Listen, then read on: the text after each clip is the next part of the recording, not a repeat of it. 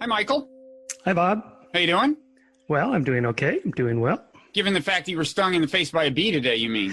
I was, yeah. My training ride this morning with the boys, I got stung by a bee. A bee went into my helmet and nailed me on the top of the head. And I've had allergic reactions to bees before, so I just turned around and rode back home and took some antihistamines and laid down and conked out. So I'm recovering. I didn't used to have this problem when I was younger. It just kicked in about a year ago when I got stung 2 years ago, and we're actually blacked out. And really? So, yeah. I had trouble breathing. My wife had to take me to the emergency room, and so I decided I better not mess around. I bought one of those EpiPens. Actually, they talked you into buying 2 EpiPens, and I had no idea about the price thing, and I thought, well, they must be $10-20 each. No, they were like $250 each. And you said, sure, I'll take 2. Yeah, I'll take 2, no problem. So then when I saw the credit card charge, I'm like, what? Yeah, always check the fine print. Well, let me introduce us. I'm Robert Wright. This is The Wright Show, available on both streaming video and audio podcasts. You're Michael Shermer, famous skeptic. And member of the intellectual dark web. Maybe we'll have time to talk about that. Yeah, Remember the intellectual dark web, but you're also, right. I think, the founder of the Skeptic magazine, right, as well as the publisher and whatever. Author of a number of books, including most recently a book about the afterlife called Heavens on Earth, The Scientific Search for an Afterlife, which we actually talked about. People can find that video somewhere on YouTube. Yep, that's right. So now the reason we're talking, what we're going to do is we are going to take care of 3 problems in short order: consciousness, free will, and God. Yep, now, you might think that we would not be able to dispatch those in a mere hour or so, but you handled them in a mere 750 words in the pages of Scientific American. Now, it's true that this concise handling of them led to some blowback from people who wished you had added a bit more nuance, and we'll talk about the blowback. And then I got involved in the conversation and got a little blowback on the God front from people on Twitter. We're going to talk about all that, and by the end of this, we will both of us will be absolved of all alleged crimes. All wrongdoing. If I understand the agreement we made before, correct? That's right. Yeah. So, wow, where should we start? Your piece was called originally, they actually changed the online title. I don't know if that was a response to the blowback. The original, in the Physical Scientific American, where you have a column, it was called The Final Mysterians. Yep. So I was just kind of playing with some words there because Owen Flanagan coined the term, the new Mysterians, to contrast with what he called the old Mysterians. The old Mysterians are the dualists that believed there was, a ghost in the machine, a soul, and so on. And of course, most philosophers don't and scientists don't think that anymore. So the new Mysterians are those who are purely materialist. But then you're left with explaining certain hard problems, the obvious one being, how does material stuff give rise to consciousness, which is seemingly immaterial? So that's the so-called hard problem, and he said that will never be resolved simply because of cognitive limitations, conceptual limitations of how we talk about these things and try to put into words what we experience in our head, and you just run up into some epistemological walls. Anyway, so that's I've known about that for a long time. Martin Gardner used to call himself a Mysterian. On the problem of consciousness in particular. And for our younger viewers, he was a long and esteemed columnist for Scientific American. He wrote the column called Mathematical Games, I think. That's right. And he's also one of the founders of the modern skeptical movement, hero to most of us skeptics. And in his particular case, he called himself a Mysterian with regard to the God question, which is why I threw God in there, because he said, because he believed in God, this always threw skeptics for a loop. Like, our great hero, the great skeptic Martin Gardner, says he believes in God. He didn't call himself a theist. He called himself a fideist in the pragmatic sense. I didn't know that.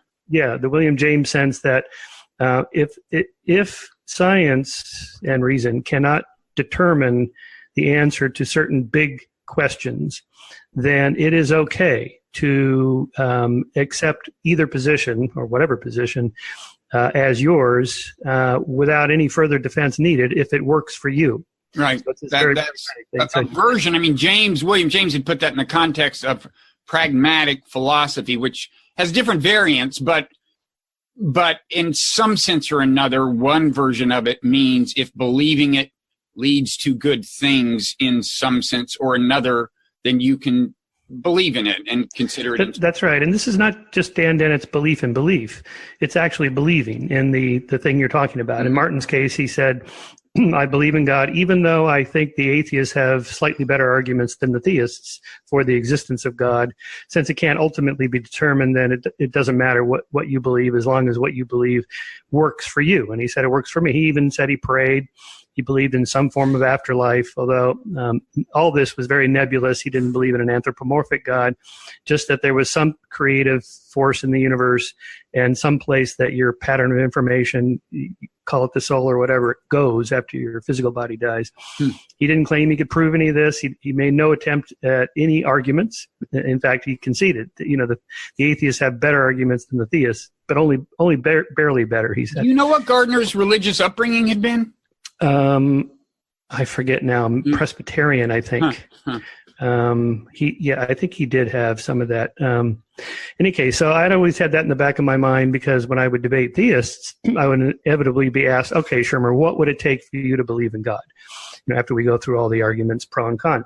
And, I'd make a joke like, Woody Allen, $10 million in a Swiss bank account under my name, or, something like Jesus walking on water, but I've seen Penn and Teller do this, or, making the Statue of Liberty disappear, Copperfield could do this. I can't really think of anything that I would observe, an alleged miracle that can't happen naturally or beyond chance, that would convince me there's a deity or Jesus or any of that, simply because our minds are too limited based on how easily fooled we are, the fact that so many things that often seem mysterious have perfectly natural explanations, like magic tricks, the fact that I don't know how Penn and Teller catch the double bullet that they shoot at each other doesn't mean they're using supernatural. We know they're not using supernatural means. They're using magic. And this is the same argument I make when people bring up Uri Geller, even scientists, like, okay, I'm a skeptic. I don't believe in the paranormal, but boy, I saw this guy bending a spoon and I can't think of how it was done. So, maybe he's got some mysterious power to bend, metal or something like that. It's like, and I say, well, but you don't think David Copperfield actually makes the Statue of Liberty physically just disappear to you? Oh, no, I know that's a magic trick. How's it done? I don't know. Right. So the fact that you can't explain it doesn't mean, it's supernatural. Anyway, so in the back of my mind, I thought, God would be something like a Mysterian category. And then I threw free will in there because, and all this was in conjunction of, I had just done a public... just to put a punctuation on it, it would be a Mysterian category in the sense that you really can't get to the bottom of it. I mean, that's what in the realm, with the mind-body problem, as you said, Mysterianism is now the belief that consciousness is just going to remain mysterious forever. And you're in the sense of being an insoluble problem. So I opened the column with that essay, The Art of the Soluble, and that for something to be considered scientific, there has to be a way to solve it, some way to falsify it, test it. If you can't, then it's not really in the realm of science. So I was limiting the idea of the final Mysterians to just scientific approaches to these questions. And I don't see how there's any scientific test we're going to run or experiment or set of arguments or whatever that's going to finalize and get everybody on board in consensus with what's the right answer to free will, determinism, God's existence, and consciousness. Now, I might be wrong, but anyway, that's kind of where I was going with that. Yeah.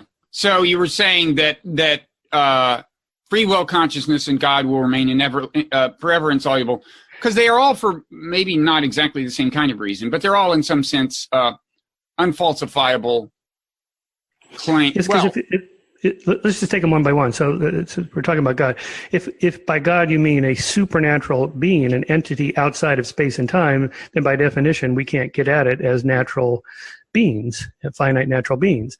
So, but if you say, well, but somehow the outside deity or force or entity reaches in to stir the particles somehow, let's say to tweak the DNA in cancer cells to cure your cancer, whatever, then that should be measurable in some way by science. And so far we have been unable to measure anything that would be beyond law or chance. Therefore, there's no way we can get at it. Okay, but this is where I enter the controversy. Might as well take this detour now. So I tweeted, and this gets back to a kind of thought experiment, a scenario I threw out in a conversation with Brian Greene, and I think it's safe to say, he signed on and said, yeah, this is you're right. In principle, this is possible. There's 2 separate videos where we talk about it, both on Meaning of Life TV. It's the 2 most recent Brian Greene conversations. But in any event, I'll let him speak for himself on that. But the scenario is this, and people tend not to understand it easily, and certainly the people who gave me blowback on Twitter didn't, and I think you didn't. Here is my, well, you didn't because I didn't really explain it on Twitter. I just linked to the video. But hard here's to explain things on Twitter. yeah, Twitter's not the best place for certain kinds of arguments. But the so here's the scenario. The point is that quantum mechanics leaves a loophole through which an interventionist God that's outside of space and time, outside the universe, could in principle intervene without the interventions being detectable. You said if a God intervened, we should be able to detect it.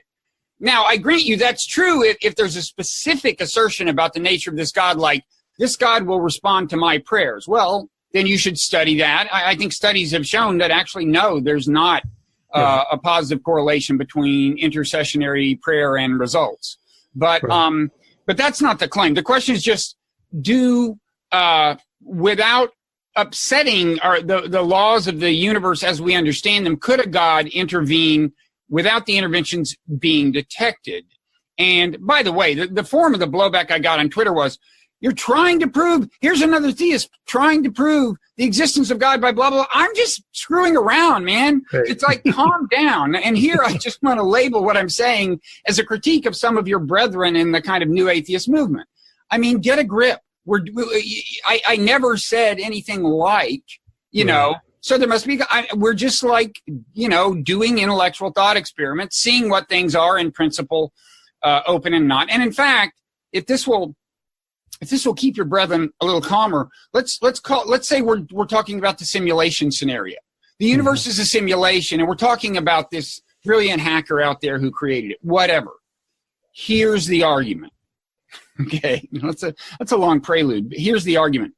So as you know, quantum physics, one of the stranger claims it makes is that things happen in this universe for which there is no cause in the physical universe.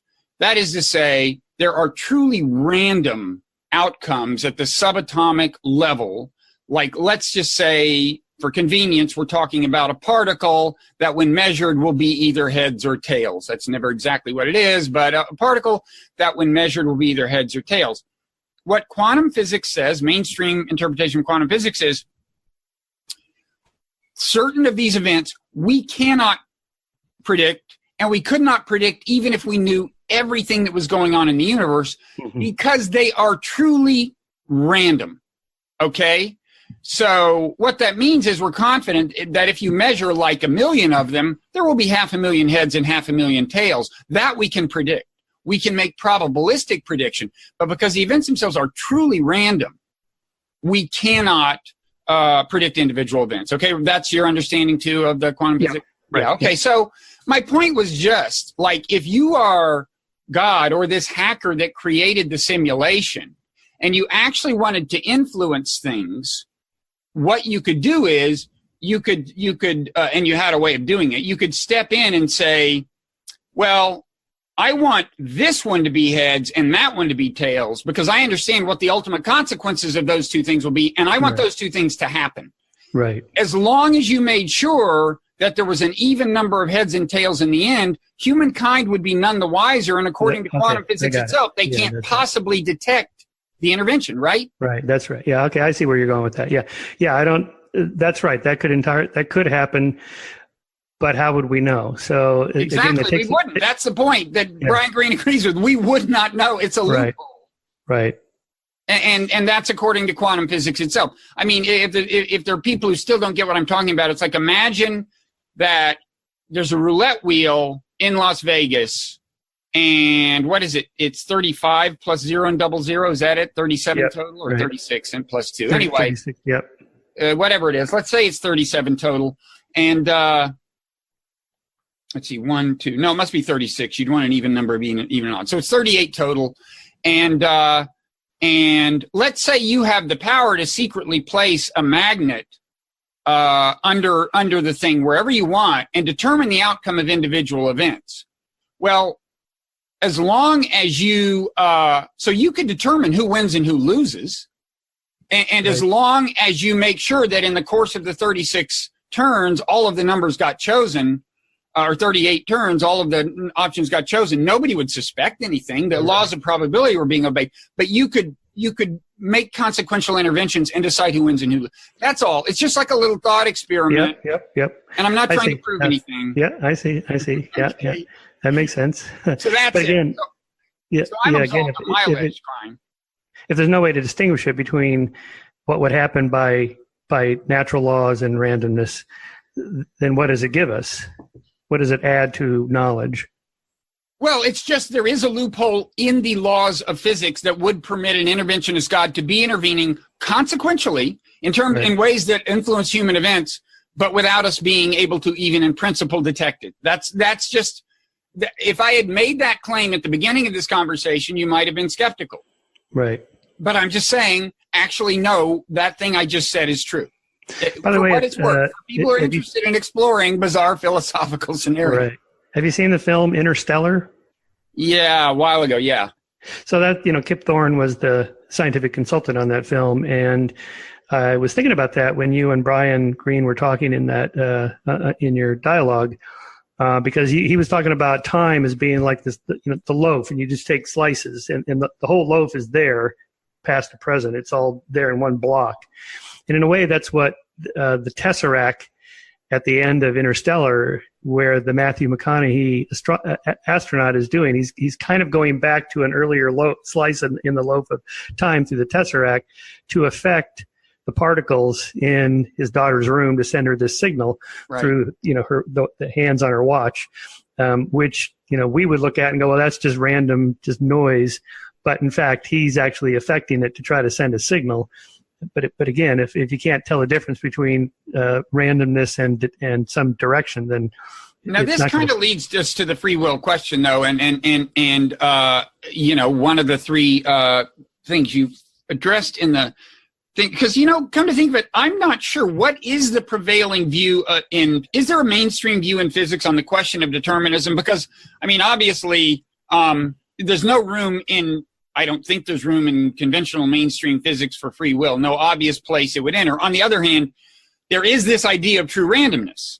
And since some of the random outcomes could be consequential, does that mean that modern physicists who take quantum physics seriously are not determinists because they think that actually there's more than one way things could turn out?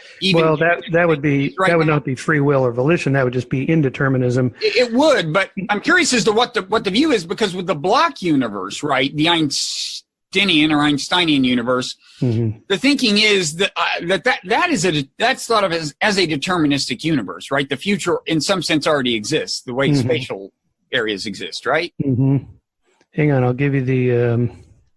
No, that's not it. There was a survey done in 2009 of 3,600, about 3,600 professional philosophers, professors, graduate students, and so on. This is philosophers? Yeah, these are professional philosophers. Okay. And they ask, what is your opinion of, and it goes through about 27 different major issues that philosophers deal with, one of which is titled Free Will, Compatibilism, Libertarianism, or No Free Will. So they don't use the word determinism. They just say no free will. So accept or lean toward compatibilism, 59.1%. So that's the majority. Accept or lean toward libertarianism, by which they mean libertarian free will, as if there's a little homunculus in there that's you or whatever that means, 13.3%. Accept or lean toward no free will. So this would just be pure determinism, not of the indeterminism kind, but no free will, 12.2%, and then 14.9% of other, whatever that would be. So what was that very first number again? 59.1% of compatibilists. So these are people that somehow, as I read this, that the vast majority of professional philosophers believe that we agree. We live in a determined universe, but somehow we are active agents within the determined universe. So that's compatibilism. We don't have libertarian free will. And as Dan Dennett points out, quantum indeterminacy doesn't give you free will. But what kind of free will do we have then? I mean, so the word compatibilism comes from this. The idea is the thing I'm sure about compatibilism, and I'm not sure about much else involving compatibilism, but it is the claim that determinism and free will are compatible. Now, right. My view is you have to. The only way that I struggled with Dan Dennett's rendering this in the book Freedom Evolves, and then I had a conversation with him where I interrogated him a little, and as best as I can make out, this involved to make that claim, you have to define free will. Well, you have to define either free will or determinism in a way it's not commonly defined, at least by many people. And I think what they're doing is redefining free will in a way that most people would not recognize as something they're especially dying to have. Now, and in fact, I wonder, you use the term active agent. Dennett uses the term agent, at least the term agent. I don't know about the term active agent. And I'm not sure that word, my own suspicion is that compatibilists have defined free will in a way that drains it of so much significance that you could argue about whether active agent applies. I don't know. But on the other hand, I truly don't understand in a certain sense what their conceptions of the two words are that render them compatible. Well, this is why I put the whole free will issue in this Mysterian category, because it's either insoluble in some scientific sense, or it's conceptually problematic because people use the words differently. Right. And as you know, for philosophers, words are their data, so they're very careful about their words. So you have to read the long papers and see how they're defining these words, see how they get to their conclusion. But just generally speaking, when you throw a survey out there like that, what does that mean? It depends on what the person who's ticking the box means by the word determinism or whatever. Mm-hmm. So I think of my form of compatibilism is that yes, we live in a determined universe. I'm part of the causal net, but as an active agent within the causal net, I can tweak the variables when I know that they're going to have a certain kind of influence on me. So let's say I know, future Shermer is going to be susceptible to buying ice cream when he's hungry late in the afternoon if I go food shopping. So I'm not going to do that. I'm going to eat first. I'm going to go food shopping in the morning so I don't buy the cookies and ice cream or whatever. So I know the variables that are going to affect me, and so I change the course of my own path, actively engaged. Now, the whole universe is still determined, all the neurons firing all the way. Well, but it's not. But the future is not determined if you actually changed your... post hoc, it's determined. What's that? Post hoc, when you look back, you go, yes, the reason you did that was because you went shopping earlier rather than later. You did this or that. That's all determined, but yes, not predetermined. Well, I'm not sure. Okay, so so Dennett does talk that way in the context of compatibilism. He says we are evolved to be very sophisticated harm avoiders. So there can be this harm that could afflict us and we avoid it, I guess. But the key phrase, it seems to me, is it could afflict us. Was there ever any chance that it would afflict us? I mean, determinism, as I think it's most conventionally understood, is the idea that at this moment in time, given all the facts about the universe and given the laws of the universe, there's only one possible future. What I do, I may not know what I'm going to do next, and I may have the intuition that I decided what I do next, but the fact is what I do next is inevitable. That's conventional meat and potatoes determinism as I understand it. Now, you use that word inevitable, and as you know from your conversation, Dan likes the word evitable. So it's not inevitable. It's just like a word game. I mean, that's what philosophers do. What is the point of that? What is the point of that? Well, that's what philosophers do. They define words and use words in a certain way. They do have to define words, but if they spend all their time defining words in such a way that they actually avoid talking about serious philosophical questions, that's not victory in my mind. I mean, it's like, what does that mean? You tell me what that means. I mean, look, you and I both know what I meant when I said what I said. When I used the word inevitable, you know exactly what I meant. I can say it without using the word inevitable. When I used it in conversation with Dan Dennett, he knew exactly what I meant. But he chose for us to spend the next 5 minutes talking about the word he knows what I meant, and it's a straightforward logical assertion that I think is valid, that if the future is inevitable in the sense that I mean that, then free will in the sense that people think they have free will intuitively does not exist. Now, there may be a way you can define free will such that they do have it, and I think that's what compatibilism does. But so I'm honestly not sure. You're not a compatibilist. You're a determinist or no free will. Oh, I'm an agnostic. I'm a Mysterian. Okay. On consciousness, on free will, on God. I think there's another interesting God question that comes up, but it has to do with the complaint you got that it's not on par with the questions of consciousness and free will. If we have time, we can talk about that. But no, I'm a Mysterian. I'm just saying that that it seems to me what compatibilism does is just define an actual question out of existence, an actual significant. Well, here's what I would ask the determinist. What's the difference? I'll just ask you, what's the difference between you and I, who are not alcoholics, not drug addicts, and the heroin addict or the OxyContin addict who just can't seem to control themselves? They're more determined, or lies somewhere in their genes, their environments, or some interaction of the two. Well, certainly some interaction. So lies the interaction of their prior environments and their genes. So I put down before you, a bottle of OxyContin, and you go, no thanks. Don't bet on it. You have any? I have some hydrocodone left over. Not the same. That was too pleasant. But if you have any of that, you know where I. But what's the word you would use? That you and I are less determined than the addict, who is more determined. I mean, what would it mean to be more or less determined? So Dan uses those phrases. The phrase that I like: degrees of freedom. That, the bacteria, the insect has very few degrees of freedom. The mouse, the dog has more degrees of freedom. You and I have more degrees of freedom, even still. It's just how many pathways you can go down, and you as an active agent are choosing, I think I'll go down this pathway or this one based on my choices. Well, yeah, but it sounds to me like you actually believe in conventional free will, which is fine. You believe that we are active agents altering the trajectory of the future. But I just think that's free will, and I don't think that's compatibilism, as I understand it. Although, again, I have trouble finding out what it means. So the thing about that survey that I like, because what does a survey mean, really?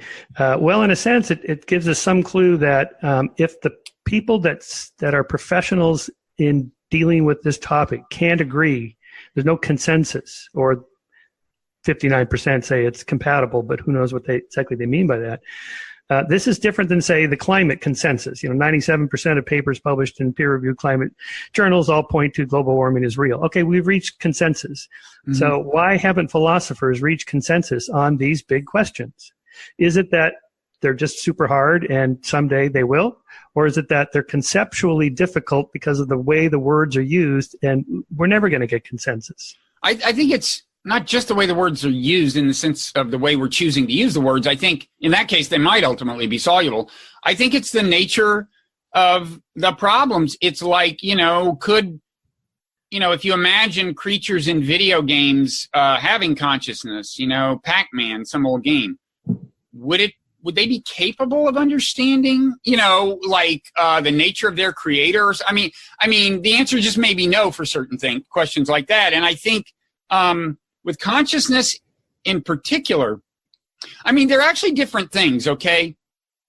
Because there is a solution to the free will determinism problem that is intelligible and understandable. Determinism is understandable. I understand determinism.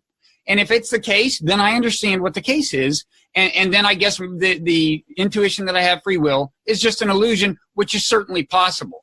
So free will determinism, that's in principle soluble if you come out on the determinism side, whereas the free will side, I think, is not easy to conceptualize, actually. Right. It's not easy to conceive what that would be. With consciousness, it's different.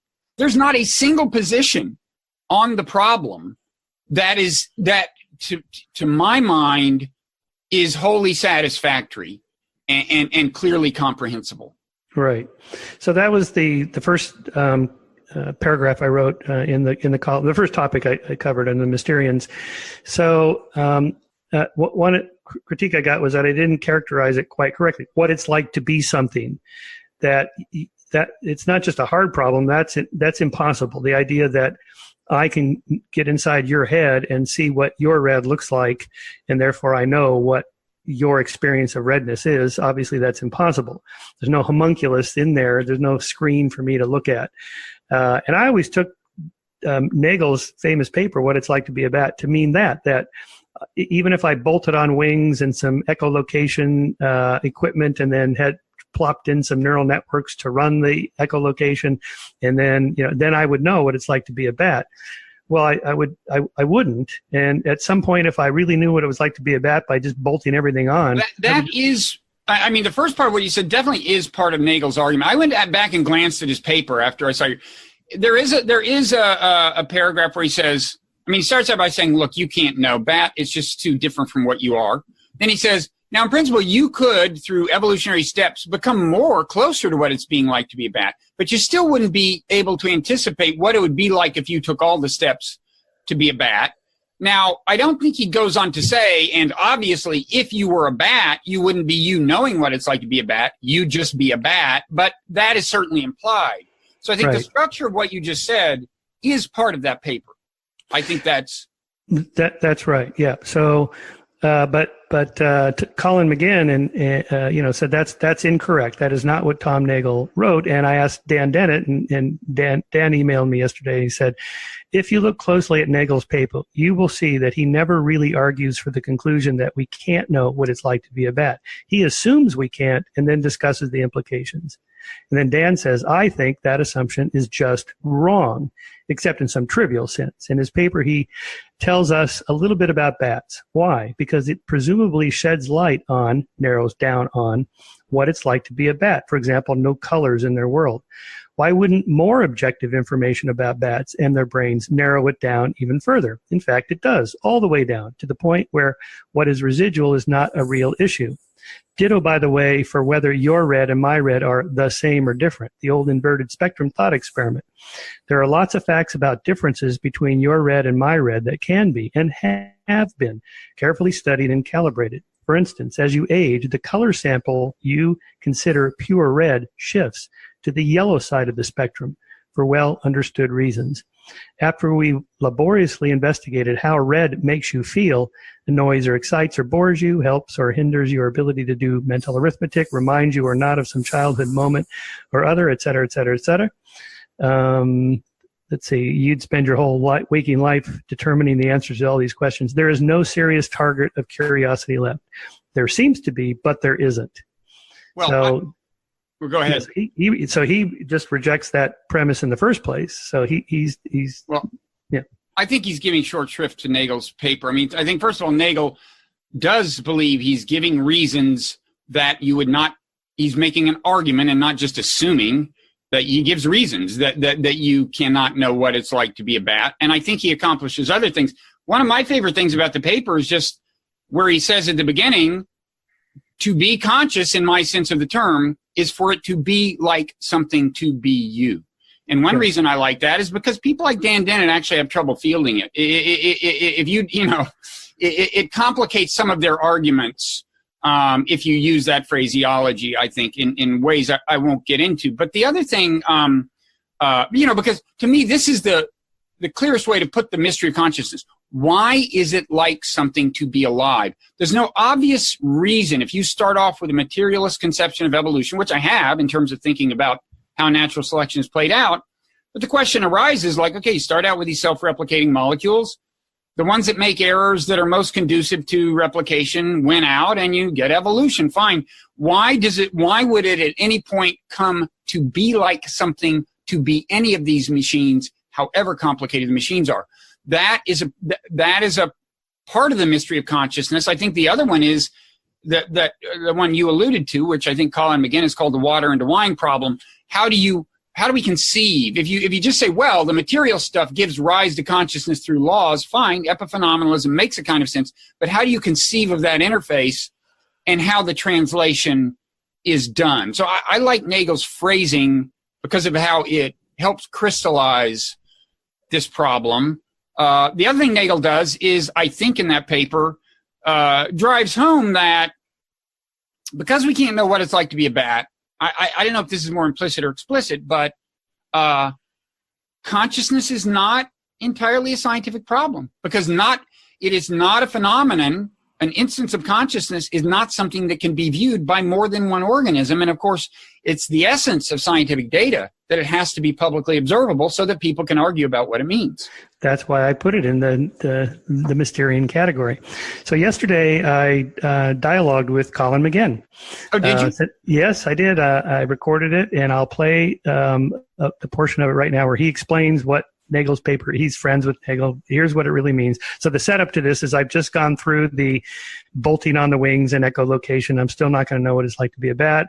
Or as I said in my column, it's like the Kafka short story where the guy wakes up as an insect in his hotel room, but he still has a human brain inside the insect. That's not going to happen. So here is what he says, why I've mischaracterized Nagel, and this is what the paper really means.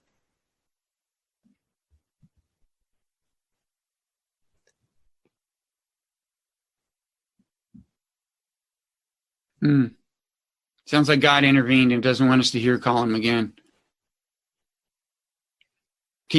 Are you hearing it, Michael? Yeah. Because I'm not, which means that. Okay. All right. That's unfortunate. Okay. So, I know what why don't you just let it come through your microphone? Unplug your earbuds, let it come out of your speaker and go into your microphone. Okay, here we go. It's deceptively easy to read. I think a lot of us read it by the title.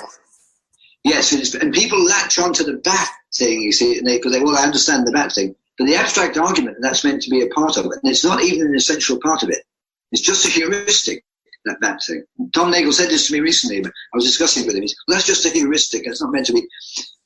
Okay, now here's what he said. Let me try to get the essential point across. Certainly, it's got nothing to do with the idea that we can't imagine our way to having bat experiences. That would be crazy, that idea. Of course you can't imagine your way to having bad experiences. Nobody can. I can't imagine my way to having experiences I don't have. Right. Blind man can't imagine his way to having visual experience. It's not possible as a way to get experience. You have to have the sense in question to do it. Right. Nagel's point is this. The only way to have a concept of a type of experience is by having that type of experience. That sounds like the same thing. The only way to have the concept of a type of experience is by having the type of experience. Okay. In the case of the bat, why is it we realize we don't have the concept of a bat's experience? Why not? Because we don't have bat experiences. It doesn't tell you that we can't have bat experiences. Maybe we can, maybe we can't. That's not the point. The point is the only way we can have the concept is by having the experiences. You've got to see the contrast case, because he's talking about subjective versus objective in that paper. Suppose we take the concept of shape. Let's take square, cubicle, something like that. I have the concept of cubicle. I don't have to be cubicle to have the concept of cubicle, right? I have the concept of a bat. I have the concept of an elephant or a mouse. I don't have to be a bat or an elephant or a mouse. I have the concept of those things. Okay. Those are physical, objective things. But what distinguishes experience, according to Nagel, is that I can only know what that property is, having an experience of a certain type, by having that kind of experience. That sounds like this. Okay, so, and then I say, it sounds like the same thing I've been saying. Well, I think maybe, I actually want to, first of all, I want to fetch this Nagel's essay, and maybe I'll find a part of it that I want to mention briefly. But I think I'd have to listen to it again. I think he's making a distinction between having a concept about the experience and having the experience. And it may be that Dan Dennett was talking about, it seems to me the upshot of Dan Dennett is that, well, we can have a pretty clear concept of what it's like to be another, and it sounds like it's toward the end, it sounded like he was saying that, but there's a distinction between having a concept of and having the experience. I'm not sure, but well, in your conversation with Dan, which I think was in 2004, after which we can link to, a very old conversation, Yeah, but it's excellent, and he seemed to disagree with that in as much as saying the scientists or team of scientists could study the bat or you. I think he used himself that there you could have a team of scientists that do nothing but study Dan Dennett, and they would know Dan Dennett maybe even better than Dan knows Dan Dennett, or at least as well. And it seems to me then he's arguing that having the concept of what it means to be Dan Dennett, or you or me or a bat, would be the equivalent of the experience. And that I don't see being the same. That, to me, is what makes it the hard problem. Yeah, and in fact, I mean, if anyone says anything like, consciousness just is the physical processes of your brain, what I would say to them is, you can observe the physical process of my brain in principle. Not easy. We'd have to cut some skin away and skull away, but you can do it, and you can do it at any level of resolution. But whatever level of resolution you do it at, you will not have seen my conscious. You will not have seen my subjective experience. Right. Sounds like, I think that's related to what Nagel is saying. I do want to. Well, here's a sentence from Nagel, from this very essay. This bears directly on the mind-body problem. For if the facts of experience, facts about what it is like for the experiencing organism, are accessible only from one point of view, then it is a mystery how the true character of experiences could be revealed in the physical operation of that organism. Mm-hmm. And that's very much the point. Mm-hmm. I think so. And I think Dennett doesn't like that implication, because it's, I believe, to the extent that I can ever get totally clear on what he thinks about consciousness, I think that's a threat to his view of consciousness. Right. Yep. So to me, that's what makes it, at least in the realm of science, an insoluble problem. There's that transition there. Now, maybe, later in my conversation with McGinn, he says this, it's not quite right to say it's a conceptual problem, that our concepts are incorrect, or it's a cognitive limitation problem. He thinks that if we had a brain the size of Jupiter or whatever, we might be able to answer these questions. Colin McGinn thinks that? Yeah. That he then went on and listed, like 20 different things that he puts in the Mysterian category, like color, for example. He was just talking about shape, and I held up a rock, like this rock. He said, this is the shape itself is not a Mysterian, but the color of it is. There's no way color doesn't exist anywhere.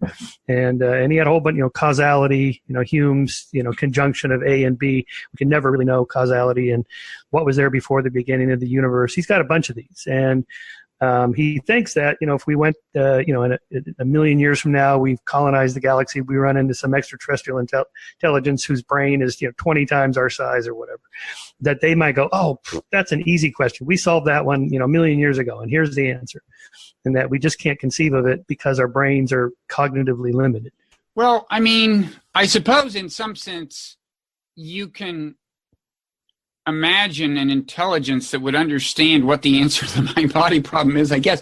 But what's oddly hard for me to understand is how even that intelligence could know what it's like to be, another organism. I mean, in other words, if you just take our brains and make them bigger and bigger and better, I just don't see how you ever get to a point where one of them shares my experience. Right, yeah. Literally. Well, and that's what Colin just said. Of course, I can't know what it's like to be a bat. That's a ridiculous thing, impossible. And that's a given. We start with that assumption. Now, what does that mean? To me, it seems like we keep coming back to that. Well, then what are we talking about? Because the rest would then just be the so-called easy problem, just figuring out what neural networks fire to give you red in this part of your visual cortex or whatever kind of stuff that neuroscientists work on every day. The harder problem is, again, I don't know what your experience is like other than just imagining it. Like Ken Miller made this point in my salon with him that, if you, he does this demo when he puts a student in a closet and has them tell which is blindfolded, which is the wall and which is the open door, and they can tell just by speaking. So it's a kind of echolocation.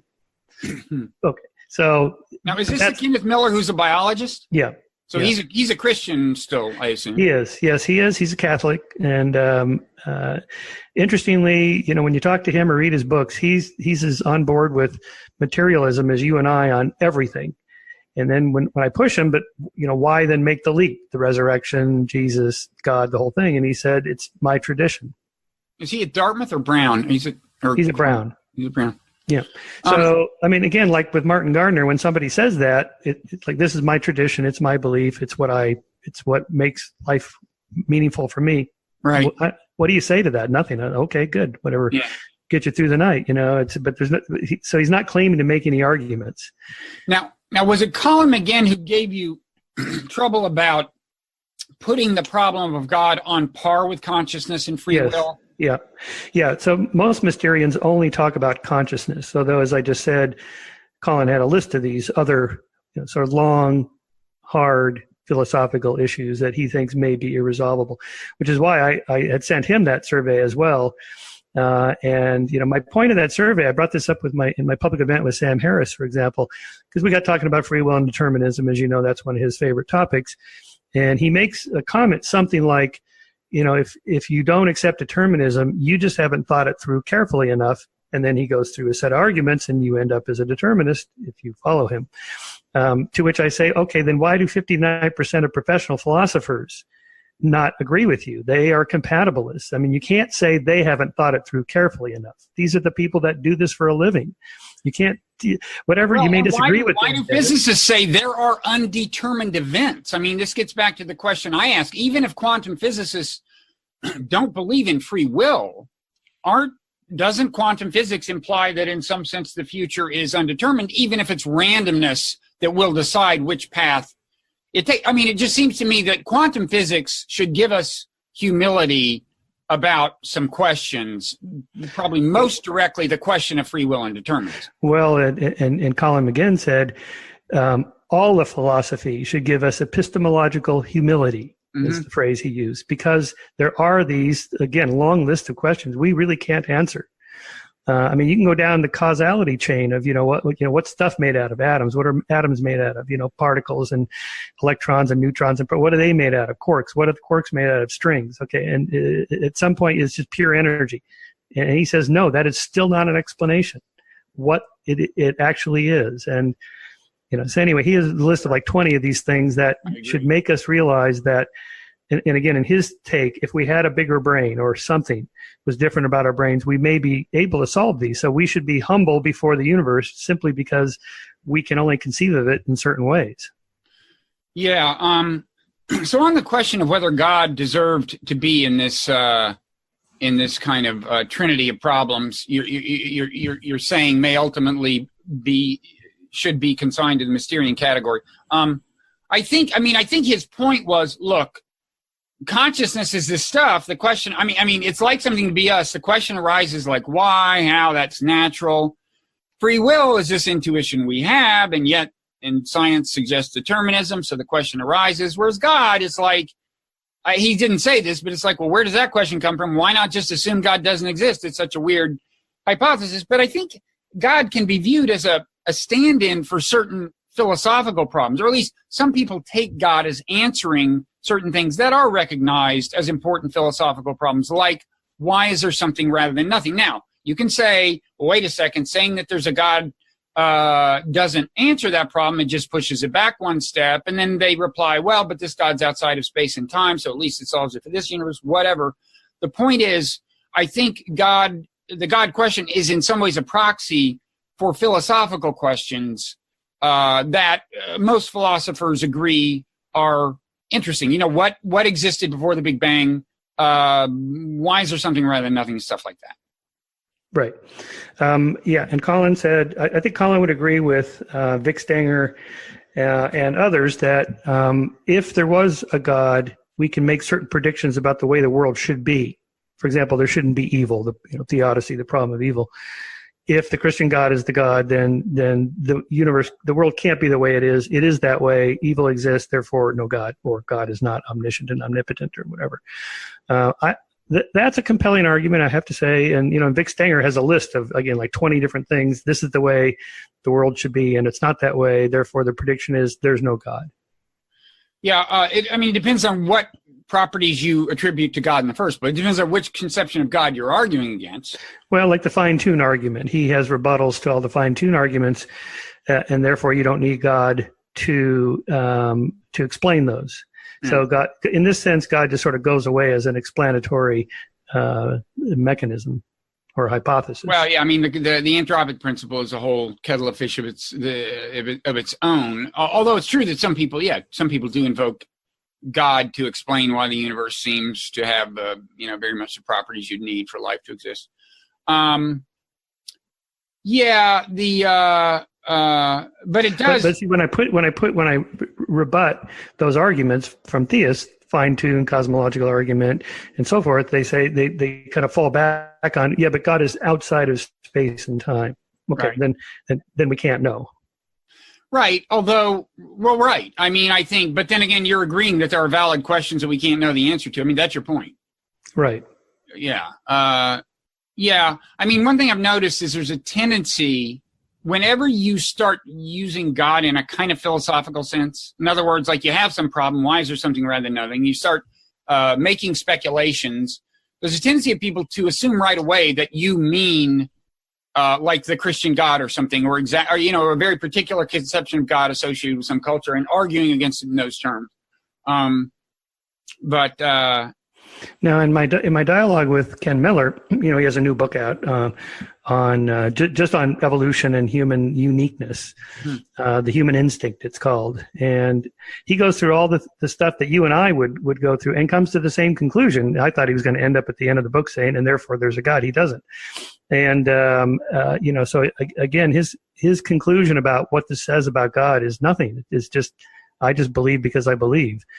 Full stop. And, again, that doesn't get us anywhere scientifically. There's no way to test that. So what do you do with it? Yeah. I mean, I should say I do separately. I have a whole separate argument. Maybe we should just link to it and I'll shut up after that. But, that there's at least some reason to believe that there's some purpose unfolding through nature. But you and I have that was the thing. I was going to make that point. With Ken, I brought up your book, Nonzero, because he was talking about the laws of nature and certain directionality in biological evolution. And I said, Bob Wright has an argument in Nonzero that there's a slight favoring of non-zero versus zero-sum games, and call it cooperation, if you will, from the earliest, mitochondrial DNA, or mitochondria, that whole symbiogenesis, if I'm remembering Lynn Margulis's argument correctly, that, there's a slight favoring of organisms that are more cooperative than competitive.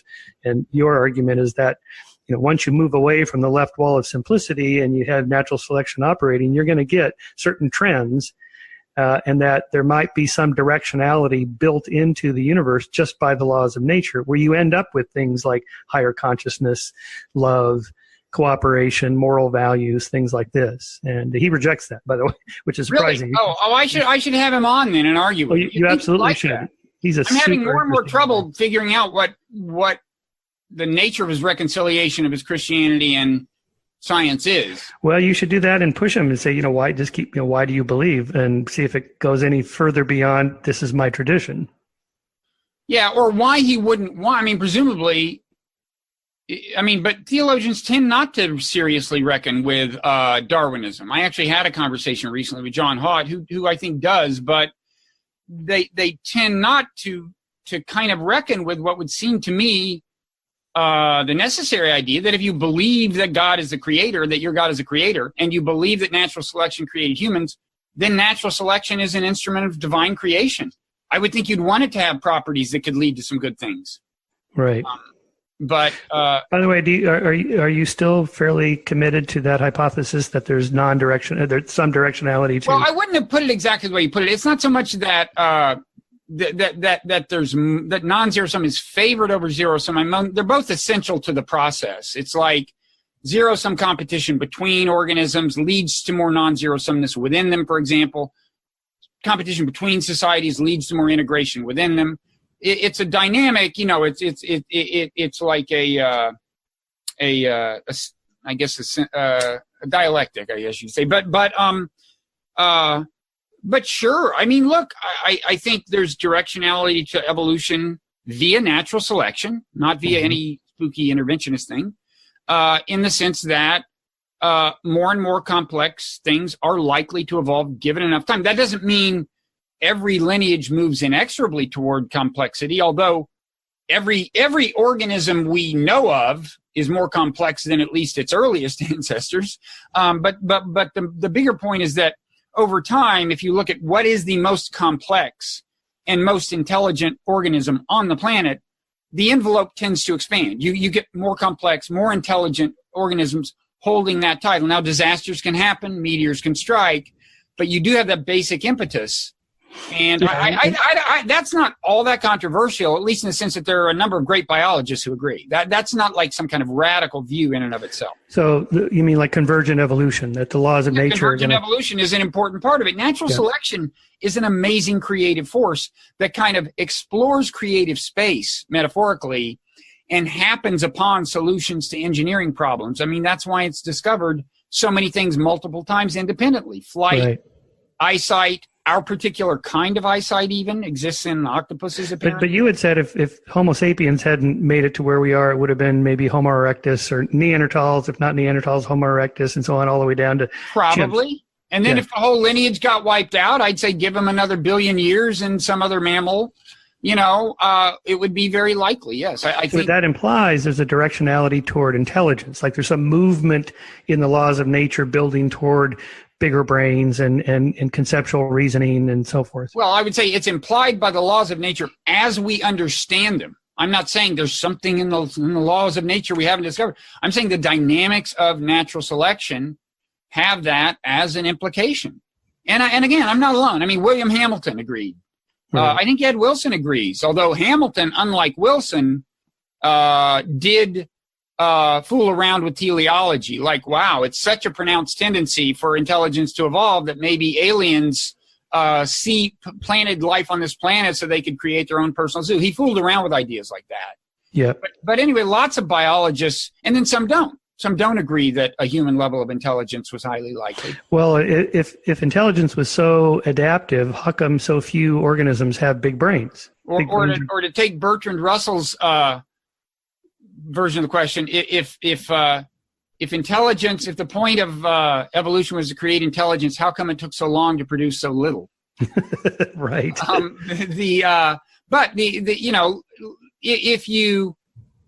I want to pause and say two things.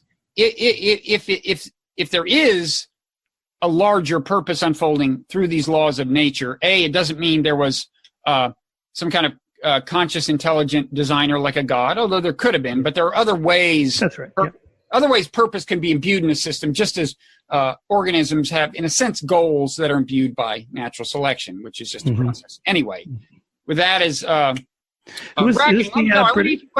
like if you say, well, look, this internet is taking shape, maybe the purpose just is for organization to pass to higher and higher levels, cellular, multicellular, social, and then one society turns the whole planet into a superorganism. If that's your scenario, well, then it's not essential that all organisms get super smart, much less get it super quick. It's just important that it be likely that eventually some organisms get smart enough. Now, that said, I think the Fermi paradox springs to mind. Like, if this is so likely, why haven't we heard? Where are they? Where are they? Simon Conway Morris makes this argument for convergent evolution, and that we should see eyes and brains and bipedalism and so on evolve a lot, and yet we don't. And he ends up concluding we're alone in the universe. His answer to the Fermi paradox is they're not out there. There is no one else, which is sort of to me, it's an odd conclusion because if there is convergent evolution, then other planets, depending on their gravity and so on, will have the equivalent of fish, birds, bipedal primates. Different kinds of animals. Now, Simon Conway Morris is also a Christian, but I thought he did emphasize the likelihood of convergent evolution so much that he thought our intelligence was a likely outcome. Is that wrong? No, that's right. But for some reason, and I can't remember why now, that we're the only ones. So he kind of wants to have it both ways. Yeah. But I forget how he squared that circle. Well, anyway, just quickly, I would like to say that what I worry is the answer to the Fermi paradox is that once any species that was not designed to run a whole planet is put in charge of the whole planet, they screw things up and destroy life as we know it. I don't mean just through environmental calamities, but through like fighting with big weapons and stuff. Right. Yeah. That could be the case. My answer to the Fermi paradox is they probably are out there. There's probably not as many of them as the Drake equation. Some people interpret the Drake equation, but mostly that it's mostly empty space, and the distance between the stars is so vast that, and it's so difficult to accomplish interstellar space travel that very few do it, and they've missed us, and we haven't done it yet. Right. Although if you imagine, like I would assume if we did keep on track technologically, I mean, things are moving so fast that, within a few hundred years, certainly we'd have some pretty sophisticated way of communicating via light, at least, with planets far, far away. So if you assume that we're like really close to that, then a civilization would only have to be 10,000 years ahead of us technologically to be able to communicate with us from 10,000 light years away, right? I think that logic holds. Mm-hmm. So, that's 10,000, 20,000, 30,000 years. That's not much time if we're talking about systems where it takes a few billion for life to evolve. Right. So that would just be being slightly ahead of us. Right. On an evolutionary scale. Yeah. But if civilizations that fund these kinds of programs only last a few hundred years or a couple thousand at most, then the system may just break down before they make contact. This is my fear. And it's a serious fear if you look at the way we're handling the current moment, where we actually need to be addressing not just environmental problems, but like bioweapons. And it seems to me we're doing exactly the wrong thing in the realm of like foreign affairs and just like creating the kind of hatred that leads to the deployment of weapons and screwing things up. And it's not that shocking when you realize we were designed by natural selection to live in a hunter-gatherer society. So maybe this is how it ends. Right. I've been thinking about this for a future column in Scientific American is what kind of constitution should we have for the first colony on Mars? Elon's going to send hundreds of people up there. They have to have some set of rules. And, the space treaties from the 60s say you can't own any part of the moon or Mars. So SpaceX can't plant a SpaceX flag, or neither can NASA plant a U.S. flag and say this is ours. So you have to have some kind of colonial system or setup and then a set of rules. What documents are you going to take with you that we've already experimented with here that seem to work better than others? And, the U.S. Constitution, the Bill of Rights, these kinds of things seem obvious, but those are for larger populations. If you have a hunter-gatherer size colony, you could do it with just informal rules. But the more you start scaling up to, say, thousands, then you're going to have some form of written legal system and then a way of enforcing the laws and rules and punishments. And pretty soon you have another mess like what we have here, unless we do something different there. This is not a law I'd recommend, but I would say cultivate the ability of people to not like feel each other's pain so much, not empathy in that sense, but cognitive empathy in the sense of understanding their point of view. Now, this is one reason I'm an advocate of mindfulness meditation, because I think it helps calm your mind to a point where you get better at that. But in any event, understanding the other person's point of view, because I think, if you look at how we may be sending ourselves into a death spiral as a species, it largely consists of not successfully playing non-zero sum games, which, arms control, environment, commerce, all these are non-zero sum games. And if you just imagine a world in which we played them successfully when there's a potential win-win outcome, that would probably be enough to save us. And one reason we have trouble playing them successfully, I would say, it's not that we're not selfless enough in the sense of wanting to sacrifice the other person. It's that we don't understand their perspective enough to like bargain to a stable solution. We don't understand the constraints operating on their situation, their perspective, and so on. That would be my sermon. It's not a set of laws. It's more pedagogical. It's like what to teach in the schools on Mars. Yeah. Well, can't change human nature. So you're talking about educating certain characteristics into second generation Martians. First generation being the colonists. But I do think it takes a discipline. If we're talking about actual human beings who constitutionally and genetically are human beings, I think it takes not just like a reminder, hey, remember the other person's point of view, but more like a discipline whether something like meditation or conceivably down the road, some kind of pharmaceutical that does it. But right. It's not as easy as just saying it. No. In fact, Charles Cockell, do you know him? He's an astrophysicist in England who has a new book out, The Equations of Life, about what life would, he talks about certain restrictions on how life forms can be on any planet given the laws of physics. Anyway, it's a very interesting topic, but he's also written books on freedom in space, liberty in space, governance of spatial colonies. I had no idea people had actually given much thought to this when I started researching it. And it begins with oxygen production. I mean, the moment you have no air, at least the European colonists, when they came to North America, they had free air and free water and food on the hoof and on the wing. Martians will have to produce everything, including air. The moment you have somebody who has a monopoly on the control of oxygen, you have tyranny. So you have to somehow have either some collective agreement or some kind of hard constitution. There is no negotiating the air. Everyone has to have the oxygen. Right. I'm pro free access to air. Yes. Yeah. So the problems are going to be more than just physical and biological. They're going to be social and psychological. It's going to be huge, and it's going to happen in our lifetime. You mean actual colonization?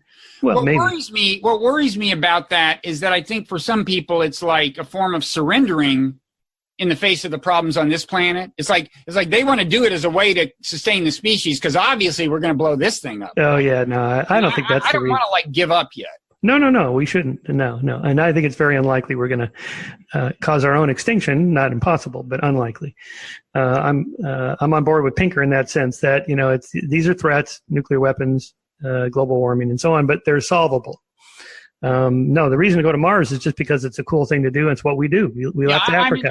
I like the idea of doing some exploring. Yes. And the other thing, there's two thoughts on this. I have, so we've already been running social experiments and constitutional government experiments for thousands of years here. We should take what we know with us because it's people that are going and we know what human nature is like. But on the other hand, maybe it would be good if whoever goes tries something completely different that no one has thought of. Maybe they'll come up with we have this whole new way of doing democracy and whatever they call it. And that, then we can export it back to here and say, let's try it. That's a good idea. I think one argument I made in Nonzero is that the reason Europe was such an impressive thing in the modern age in terms of development of technologies and just sheer power and everything was that there was a time when Europe was, as of the modern age, divided up into these little nation states, and they competed with one another, and they were trying different things. China was an empire. China maintained an empire. The Islamic Empire remained an empire.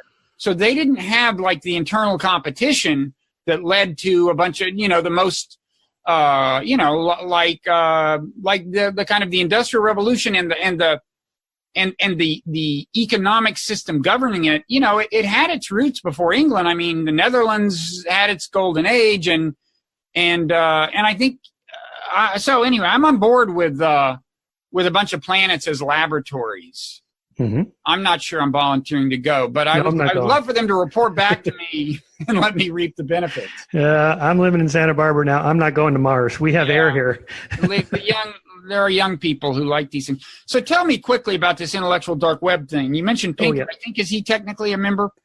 Kind of, I guess. There's no membership, of course. No, but there is. There was this website that they don't know who started it, right? Yeah, Intellectual dark web, listed some people, and then this Bari Weiss, New York Times editor at the opinion section set out to, I think it's safe to say, glorify these people. Including you. Now, your picture was actually in this, wasn't it? Yep, that's right. I'm pictured in there. That's an honor. There were only about 5, right?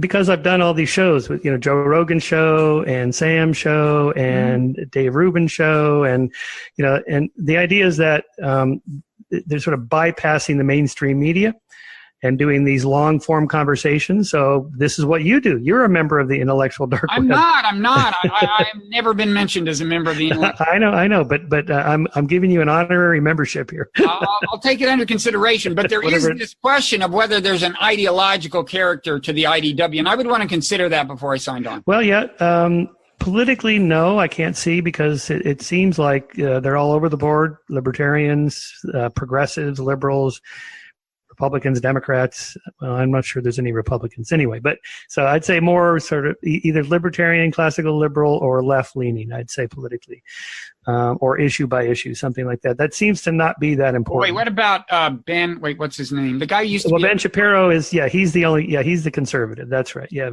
I forgot about Ben Shapiro. Do you want some tactical advice? This is just between you and me, Michael. If I were you guys, if I were the IDW, I'd consider ushering Ben off stage. Well, I like Ben. I don't agree with him on a lot, but he's open to conversations. Well, there is that. Many people are, but he does seem to say, "Oh, I shouldn't." But I mean, first of all, he has these famous tweets that, on the face of them, would seem to be bigoted.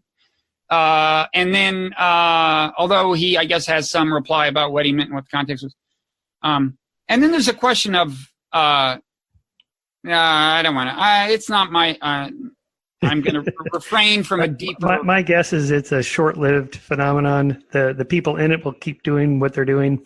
Well, it's a great. I mean, what's interesting is there is non-traditional media. I mean, one reason people were, it got a lot. The piece got a lot of blowback for the IDW piece in the New York Times, mainly from the left, partly because of the claim that there was no ideology. The people on the left were saying there was, but also. It's like the idea that part of the idea was these thinkers, so oppressive and repressive is the climate for ideas in America today that these people are consigned to the margins. Well, look, in the modern environment, non-traditional media is not the margins. No, not anymore.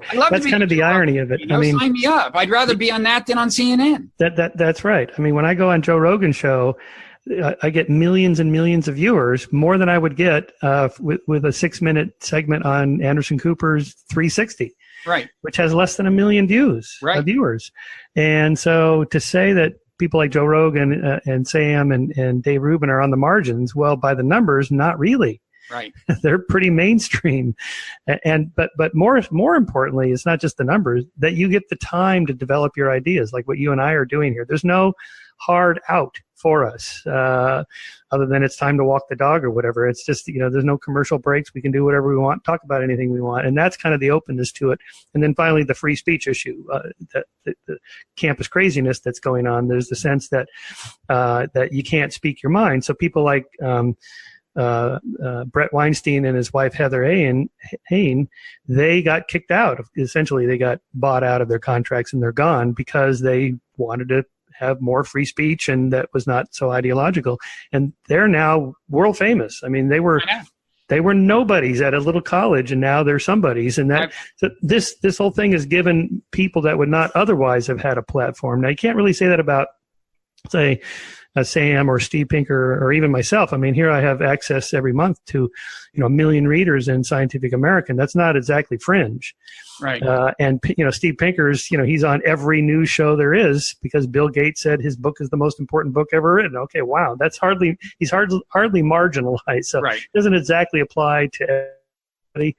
And certainly but see, like someone like Ben Shapiro, he's not on Fox. He doesn't have the show on Fox or anything like that. He has his own media network. I did his show, his Sunday show, and it's, down on Sepulveda, on Ventura Boulevard, in Thousand Oaks there, or in Sherman Oaks. And, he occupies an entire floor of a huge building. I saw dozens of people running around. It's like, how do you finance this? And they have, all this kind of, well, he's got a Texas billionaire, whoever that is, and then tons and tons of sort of Patreon. It's not Patreon exactly, but it's something like just people that fund and support that network. Same with Joe Rogan. It's just he has ads, but he also has personal support, as does Sam. Dave Rubin has members, and so on. Yeah. It's kind of the new advertising. So you're not beholden to any corporation that says, "Hey, I don't like what you said about transsexuals, so we're out." Right. Well, in fact, your support comes from people who are sick of people who don't like what you said about transsexuals, right? I mean, this is the challenge. If you don't have like a highly animated tribe kind of supporting you, it's not so easy to support yourself financially. So like Jordan Peterson, you know, there are a lot of people who were chafing at the speech code he violated, right? Right. And this is, by the way, this is why people said, wait, the IDW does have an ideological character, because one thing pretty much everybody in the IDW seem to have in common is their opposition to the speech codes of the left. Now, there are speech codes on the right, but they're not the ones they complain about. They're complaining about social justice warriors. Correct. And so that's the logic behind the claim that there's implied an ideological character. Although people like Brett Weinstein say they voted for Bernie Sanders. I've had conversations with Brett. That's right. Yeah, Brett. Well, two weeks ago, my editor, Stephen Beckner, and I from Skeptic went to Jordan Peterson's Thousand Oaks event on a Saturday night. And it was unbelievable. It was a real happening. And this was not, you know, a bunch of young, angry white guys. None at all. They were of all ages. I'd say 60-40 men, women. And the women were not just attached. They were not just spouses and partners just being drug along. Not at all. And he was not political. There was almost nothing political in the talk. It was mainly... Was it the religious stuff? Not really. It was just kind of personal... Self-help. I hesitate to call it self-help because that sounds kind of schmaltzy. Guidance. Spiritual guidance, yeah. Really, in a way, it's the message of his book, 12 Rules, that, you know, get your life in order, you know, make order out of chaos. Basically, he's arguing in my own language that, you know, the second law of thermodynamics and entropy means everything's running down. So if you do nothing, you're screwed. Your life is just going to go downhill. You have to get up every morning, make your bed, clean your room, work out, you know, get your life together, bucko. Yeah. And I'm telling you, Bob, there's a lot of people that just, they need to hear that. They want to hear it. They're inspired by it. I need to hear it. You should see what this office looks like. Yes, I see. There's a lot of chaos. But it wasn't that they weren't there to hear something about transsexual speech, gender code stuff. That wasn't it. Well, I mean it's interesting. One thing about having a speech code that a lot of people find repressive is that then the first person to prominently violate it, or the first few people prominently violate it, they have a huge pedestal. That's their moment. Now, with Jordan Peterson, it was more than that. He's a very effective speaker. Mm-hmm. Now, there are complaints about the substance of what he says. There are claims that sometimes he's often being so ambiguous. He's hard to pin down, like in what sense is this religious and stuff like that. Mm-hmm. But he's a very effective, in notwithstanding the ambiguity, he's a very effective communicator. We met a professor from UC Santa Barbara there, who studied. He's a clinical psychologist, so he's in the same profession as Jordan, but he also studies the psychology of religious beliefs and communities and groups. And he described this as like secular Lutheranism. He was raised Lutheran, so he said this reminds me of being told you are a sinner. We are all sinners. That's my message, but it doesn't resonate the same way. Yeah. So, and therefore, but it's a secular version. He's not talking about Jesus in any. Well, neither am I. But I grew up Southern Baptist, and maybe that's why I carry this idea with me that humans, we are fallen. Yeah. I mean, we are just, and I connected to the need to save the planet. I mean, we're going to have to straighten our own act out to save the planet. But, Well, in other words, it's true. I mean, the conservative worldview about the conservative view of human nature, that we're fallen, sinful beings. Okay, you and I don't think that this is because of something that happened in the garden and all that. But the idea that we have built into us these inner demons constantly in competition with our better angels, and that what we do volitionally to get our life in order and do the right thing to suppress the inner demons and accentuate the better angels, that is kind of true in terms of our evolved nature. I think that's true. I think you can believe it and not be a conservative in a very thoroughgoing way. I'm not or conservative, supernatural, but or supernaturalist. But yeah, I'm sorry, what did you say? Oh, or a supernaturalist. You could. Well, definitely not. No, you ground all of your stuff in natural selection. It's there by nature. Right. I mean, Pinker, I think, calls this a kind of a Hobbesian view. And certainly, I mean, compared to Rousseau, I guess it is. But you can take it in a number of directions ideologically. That's right. So, but back to Jordan, I mean, what he's basically saying is that this is the way we are, and religions figured this out over thousands of years just by observing human nature. Yeah. So, whatever the source of the laws, the idea of having these codified laws are a way to press down upon those inner demons and keep them from coming out, because they will. This is why conservatives like a hierarchical, structured worldview with law and order and police and military and so on, because when the police go on strike, the riots ensue. Yeah. And therefore, we need that. Well, you know, when I was growing up as a Southern Baptist, you weren't supposed to drink or dance, you know, if you weren't, like, married. Now, at that point, those norms were probably breaking down. I mean, my father would drink, you know, have the occasional beer and stuff. And my older sisters danced at high school dances. But if you ask, like, what had those seemingly crazy things ever accomplished, the answer is fewer substance abuse problems. Right. And less,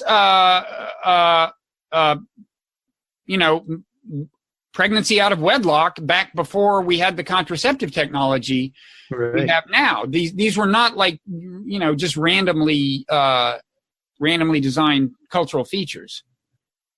Right.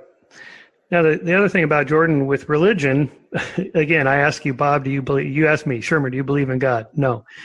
You ask Jordan Peterson, do you believe in God? His answer is, that would take me 40 hours to answer. Well, that's what I'm saying. That's the kind of ambiguity or evasiveness he does get criticized for. Yeah. Yeah. So I tried to, I've read both of his books. I couldn't get through all of Maps of Meaning. I mostly listen to these kinds of books on audio when I'm out cycling or hiking or whatever. And this book was too mythological for my brain. You know, I mostly consume science content, and what he's talking about is so metaphorical, allegorical, and so on. And it just goes on and on and on. I can't, you know, it's just hard for me to follow the plot. So one night, for example, when I was driving from Chapman University, where I teach my 1 3-hour class on Thursdays, and I drive all the way home to Santa Barbara. It's 2.5 hours. So I queued up his YouTube lecture on Genesis, because I know Genesis. I know this story really well. I want to see what he has to say. 2.5 hours later, as I'm pulling into the garage, he says, okay, now let's get to Genesis 1:1. So 2.5 hours of just the run up to, you know, because all the rest, I can't even remember what it was, you know, just mythology, what it means. And you know, here are our tools that we're going to use to understand the Bible. And these are what stories mean. And it's sort of a Joseph Campbell kind of thing. Well, I think some of his appeal is the kind of appeal Joseph Campbell had. People may not remember, but Joseph Campbell first on the scene, particularly because of a series of Bill Moyer's interviews about myth and mythology. Campbell was a great scholar of myth. And, you know, it was kind of, I think Campbell was kind of a way for people to feel they were getting some of the benefits of a religious or at least spiritual worldview without actually committing to that much in the way of actual belief. But it was like, if you view this problem in your life through the lenses of myth or something, it was helpful. And if it's helpful, fine. I mean, that's great. You know, Netflix just posted the whole series 2 weeks ago. So I watched the first one again, the one where he deconstructs Star Wars. You know, it's the hero with 1,000 faces was that was Campbell's famous book, and you know, it's this sort of tripartite type model. You're called away from your home base to go on this adventure. Second, you go through the adventure, you have trials, you're put to the test, you're almost killed or died or whatever. And then in the third part, you return with what you learned from this adventure. You know, so this is the Star Wars theme. And we all have within us good and evil, and you have to be tested to find out the depth of your goodness or your evilness. And so this is the meaning of, you know, who Darth Vader really was, and on and on.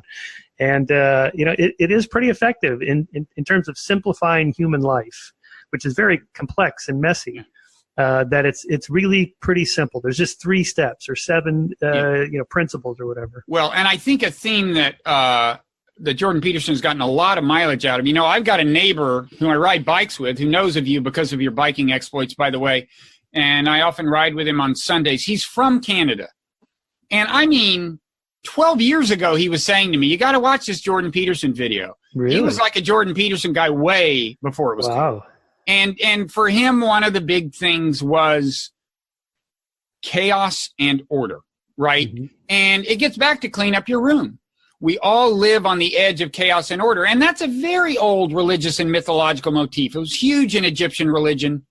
And it's a real thing in life, right? I mean, you need a certain amount of order. You don't want so much of it that life's not interesting, that you're not addressing challenges, that you're not advancing. So you can get a lot of mileage out of this basic idea of chaos and order. And I think Peterson does. You should have Amy Alcon on your show. She has a new book out called Unfuckology. And it's basically what she calls a science help book instead of self-help. And she talks about all the... I'm going to ask you to unpack that title for us here, Michael. What does that mean? Don't fuck up your life by letting chaos run it. I see. Yeah. And but it's all based on cognitive science, clinical psychology, social psych, and all these experiments. Like, again, what does clean your room or make your bed mean? It's called small wins in the study. Small wins. It's a little bit like Robert Cialdini's influence. You get somebody to say yes to a small thing, then they're likely to say yes to the next bigger thing, and so on. And pretty soon they'll buy the car or whatever. Mm-hmm. So these little small steps get you further down the pathway. So, getting up and making your bed, you've done one good thing, and if nothing else goes right during the day, you at least did that one thing, but the one thing will give you a little more confidence to do the slightly bigger thing, and so on. So she cites all this scientific research in social psych, assuming anyone actually did this research or it's replicable, that there's science behind what those kinds of things do to put order into your chaotic life, and that it matters. Yeah. This kind of reminds me that I want to say something kind of in defense of religion, but also in criticism of, again, some of your new atheist brethren who are so dismissive of religion. I think, one reason Jordan Peterson has caught on is that for a whole lot of people, including me, life is hard. It's like, it's hard at a practical level, just getting up and doing the stuff you need to do to make a living, especially if you always want something a little more, like I'm doing better, I'm advanced, whatever. It's hard at that level. It's hard because it brings tragedy and grief, and we don't know why we were put here, and blah, blah, blah. There's all these reasons. Life is really problematic for a lot of people. And if for them, religious belief helps them handle it and makes them better people, I'm just totally fine with that. And I sometimes think that some of the more ardent new atheists are people for whom life is maybe not all that hard. And it's like, fine, that's fine too. Congratulations. I would love to be like that. But, we all have myths that sustain us. I mean, in some cases, it's unreasonable optimism. I mean, I'm still waiting for that big breakthrough, right? It's like when I'm like on an assisted living, I'm going to be going, any moment now. That's right. This is going to be big. Yeah, I was thinking about that this morning when I was out on my bike ride. I was only about 15 minutes out when I got stung by this bee. I'd forgotten my EpiPen, but I could have been an hour and a half, 2 hours out in the middle of nowhere, and I could die. And I was thinking, you really got to be pretty careful because at any moment something could take you out, and today's your last day. Yeah. I think for activists like Richard Dawkins, Sam Harris, Hitch, and so on, they're mainly focused on the quality of the arguments that are being made in favor of theism, and then what the consequences of believing in those doctrines are, say, leading people to fly planes into buildings and things like that. To that extent, I'm 100% behind the idea that we should teach people how to think critically, and they should abandon these ridiculous supernatural beliefs. But that aside, what you're talking about is the social aspects of religion. Just jettison all the supernatural nonsense. There's still an idea that community, friendship, social capital, as the sociologists call it, all that does matter. We need that, which is why a lot of humanists have, a certain branch of secular humanism, like Paul Kurtz's group, PsyCop, or the Center for Inquiry, they've moved over the decades to building physical buildings in different cities, a place where you can go in your city to get married, weddings and funerals and babysitting and dating services and so on. like what religions do, because it's too large a conclusion to say humans need religion. What is it about religion we need? Well, we need community, society, friends, social capital, all that. That's part of our need. And so we secular humanists need to replicate that. Now, I've given talks at a number of Universalist Unitarian churches where it's like that. There's no supernatural God talk, but they light candles, they sing hymns to Newton and, so forth. They go through the rituals. It doesn't do anything for me, but I can see a lot of atheists, secular humanists, whatever, they like that in that sense. Well, I have to quickly insert a footnote just to take issue with something. I mean, I know that the belief of Sam and probably you and other people is that, like, well, because these superstitious beliefs lead people to do these crazy things, we have to dispel the superstition. That's a theory. That's an idea. Others of us have different ideas about how to conceive of why people fly planes into buildings and what the various factors are, whether religion was really the critical one, and whether focusing on religion doesn't take our eye off of other variables that might have been more within our control. So ultimately, it's an ideological question. And this gets back to the IDW piece in the New York Times. They're one of the things where there was probably a correlation with ideology. Probably a lot of the people in the IDW, the intellectual dark web, share this idea that religion is the thing that leads to, as Richard Dawkins almost nonsensically put it, if it weren't for religion, there would be no Israel-Palestine conflict, which is crazy for reasons I could get into, in my humble opinion. But so I'm not gonna accept that premise, and I just want to note that it becomes an ideological question, and also a question of how you believe the world actually works in terms of what motivations there are.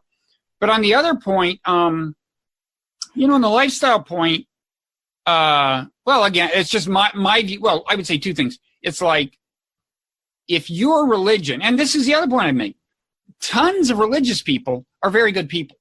So we certainly can't say that religion per se, or any particular religion per se, just tends to lead people to do bad things. And not only that, but within any given religion, over different historical periods, you see radically different kinds of behavior and so on. But anyway, for that reason, I'm certainly just fine with whatever beliefs lead people to be good, respectable, productive citizens. I think what you're saying is, well, here's how I'd say it. We're currently experiencing radical Islamic terrorism because that's what's going on now. Had we had this conversation in the 70s, we'd be talking about radical Marxist terrorism, because that's what it was. There was no radical Islamic terrorism in the 70s. And the rates of terrorism then were much higher than they are now. I mean, when you watch one of those, that CNN show on the 70s, they have one hour segment on terrorism in the 70s. And it was pretty much every week there was a big bombing or plane hijacking just here in the United States. Yeah. Well, Timothy McVeigh, I mean, the biggest, until 9/11, the biggest mass casualty attack in America since Pearl Harbor was Timothy McVeigh. Right. Now, I guess he was probably a Christian, but he certainly wasn't a Muslim. And in any event, his motivation, I wouldn't even put that much emphasis on his Christianity. It was much more, maybe his Christian belief in some sense mediated the motivational factors, but it was much more about feelings about the American government, about the white race, and a bunch of other things. Yep. Waco, Ruby Ridge. Yeah. Well, but just one short comment on Israel, Palestine.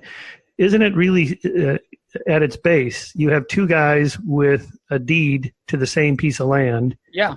The deed being each of their holy books.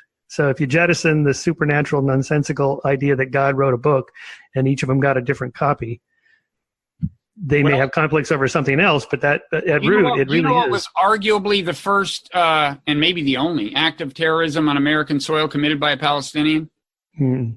I would say Sirhan's assassination of Robert Kennedy. He explicitly cited Israel. Do you know what his holy book was? Do you know what his holy book was? No. He was a Christian. Because it was a nationalist issue. Oh, yes. Okay. Palestinians, Christians and Muslims against Israelis who were Jewish. Right.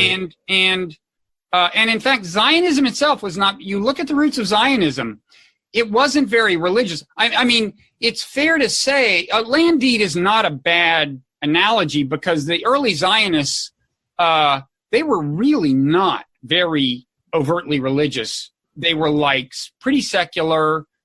often socialist, but to the extent that they pointed to their holy book, it was like as an historical record. And that's not religion, really. I mean, maybe the reason you believe in it is religious, but, I would say,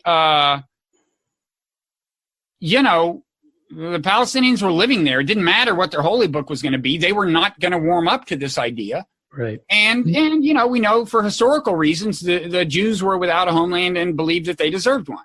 Right. And I don't know that their religion particularly mattered in that regard. I mean, they were just a cohesive ethnic group. Right. But when someone like Ayaan Hirsi Ali says, I'm a Muslim, here's the passages that they're reading that leads them to suppress women, female genital mutilation, and all that stuff. The majorities in most of these Muslim countries believe in Sharia law. This is a problem, is it not? Well, first of all, Sharia law assumes many different forms. So to say that is not to say the majority, cut off criminals' hands or anything. Yeah, right. Sharia law in the strictest sense would call for that. Pretty much never happens in the world at large, and given how many Muslims there are. So, look, if I could magically alter the texts of religious, books, I would alter a lot of them.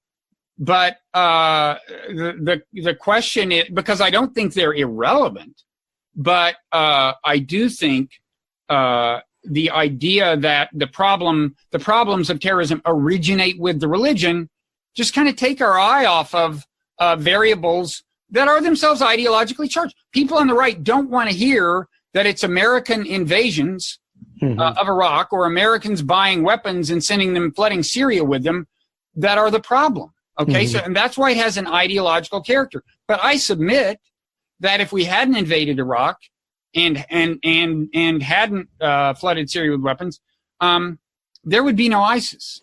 Yeah, I agree. Yeah, and so that's not a religion. That's not a religious issue. Things you have some control over, right? And the idea that we are that a bunch of people from America. I have told Sam this. If you think that the solution is to grab Muslims and shake them by the shoulders and say, you don't understand, your God doesn't exist. If you think that's going to make them draw them away from fundamentalism, you are 180 degrees. Well, yeah, no, I agree. No, it takes someone like Majid Nawaz and Ayaan Hirsi Ali who are in the religion to reform it. Are they in the religion? I honestly don't know what their beliefs are. Are they religious? Yeah, well, I mean, they are. They call themselves Muslim. Yeah, but do they mean that in a... Well, Ayaan is an atheist, so she's, culturally... Well, that's what I mean. So she can't help in this sense. Yeah. She's not a credible messenger. Right. And that's so you need the moderate imam. I really don't think the religion is the problem. And I certainly don't think this person calling herself a Muslim and saying, by the way, I don't believe in God, is going to get a lot of traction in the part of the world where you want the traction. Well, but there's a lot of moderate imams who do believe in God, and they adhere to most of the tenets of the religion who say terrorism is not acceptable. I think they can play a productive role. Yeah. And that's where the reform really has to come from. But in part, they're scared to stand up and fight back because they're afraid of being killed.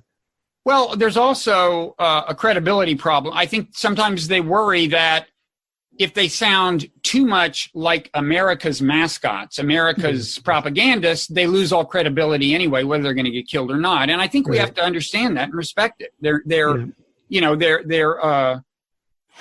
By the way, this idea of American foreign policy, and we seem to be the world's policeman. But look what happens when we don't do something. Like Clinton did not intervene in Rwanda soon enough, and 900,000 people are killed, and he gets criticized for not being a humanitarian. So then he intervenes in Kosovo, and he's criticized for intervening in somebody else's business. What do you do? These are kind of hard problems, although distinguishing between those two situations is not that hard. I mean, Rwanda, once it got going, was pretty clearly a genocide. Kosovo was politically a much more complicated situation. Yeah. And there were all these geopolitical ancillary considerations, like Russia was sure to get pissed off, as they did, if we intervened in Kosovo and want to rub our nose in some stuff down the road, which they did. Yeah. My own view is that we need to pay much more attention to international law than we do. And in some cases, it's a little ambiguous because traditional international law, as it existed right after World War II with the founding of the UN, was pretty anti-interventionist. In other words, the sovereignty of nations was very much respected. Mm-hmm. Slowly, we've come to agree that some internal situations warrant external intervention, and Rwanda would certainly be one of them. But I think we've been way too casual in defining what warrants that. But here I recommend Amy Chua's book, Political Tribe. She's convinced me that, like, say, with the Vietnam War, we had this idea of, foreign policy was based on these huge ideological, conflict of clash of civilizations, capitalism versus communism, when in fact she says they weren't interested in any of that. There were all these little local tribes fighting over their things, and that totally there were what she calls them, I think it was foreign economic dominant economic forces. So the Chinese had like 10% of the Vietnam population and 90% of the wealth. So there was a lot of resentment of that. And, we just sort of blew past all that, didn't really think about that. We're going in to stop the dominoes of communism taking over and so on. Yeah.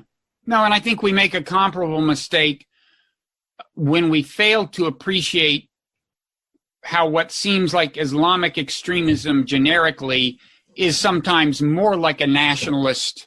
Like Chechnya started out as a strictly nationalist thing. The Uyghurs in China, it has very much the character of a nationalist resistance to dominance. And again, in Israel-Palestine, I mean, these things do tend over time as they fester to take on a more religious character in terms of the rhetoric.